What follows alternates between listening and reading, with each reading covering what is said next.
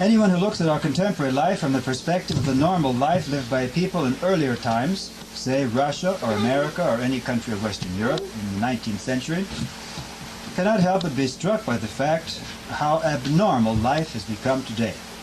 The whole concept of authority and obedience, of decency and politeness, of public and private behavior, all have changed drastically, have been turned in fact upside down, except in a few isolated pockets of people, usually Christians of some kind, who try to preserve the so-called old-fashioned way of life.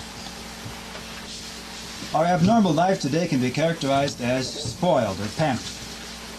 From infancy, today's child, as a general rule, is treated like a little god or goddess in the family. His whims are catered to, his desires fulfilled, he is surrounded by toys, amusements, comforts. He is not trained or seldom trained, very rarely well trained, or brought up according to strict principles of Christian behavior, but left to develop whichever way his desires incline. Usually it's enough for the child to say, "I want it," or "I won't do it," for his obliging parents to bow down before him and let him have his way. Perhaps this does not happen all the time in every family, but it happens often enough to be the rule of contemporary child-rearing, and even the best-intentioned parents do not entirely escape from its influence. Even if they try to raise a child strictly, the neighbors are doing something else, and they have to take that into consideration in disciplining the child. When such a child becomes an adult, he naturally surrounds himself with the same things he is used to in his childhood, with comforts, amusements, and grown-up toys. Life becomes a constant search for fun, which, by the way, is a word which is totally unheard of in any other vocabulary. In 19th century Russia, they wouldn't have understood what this word means, or any civilized, serious civilization. Life is a constant search for fun, which is so empty of any serious meaning that a visitor from any 19th century country, looking at our popular television programs, amusement parks, advertisements, movies, music, and almost any aspect of our popular culture, would think he has stumbled across a land of imbeciles who have lost all contact with normal reality. We don't often take that into consideration because we are living in this society and we take it for granted. But really, some outsider comes in, and often a person just from a country of Eastern Europe comes in, where they have a very tough life, and he sees how strange this way of life is that we think is normal. Some recent observers of our contemporary life have called the young people of today the me generation. In our times, the age of narcissism, self-worship, characterized by a worship of and fascination with oneself that prevents a normal human life from developing.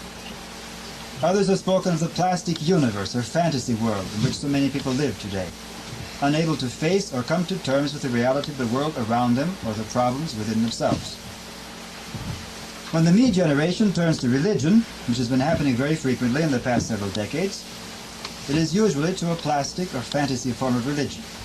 A religion of self-development, where the self remains the object of worship, of brainwashing and mind control, of deified gurus and swamis, of a pursuit of UFOs and extraterrestrial beings, of abnormal states and feelings. There's no need to go into all these right here. These manifestations are probably familiar to all of you in some form or other. Later on, I'll discuss a little how these touch on the Orthodox Christian spiritual life of our days.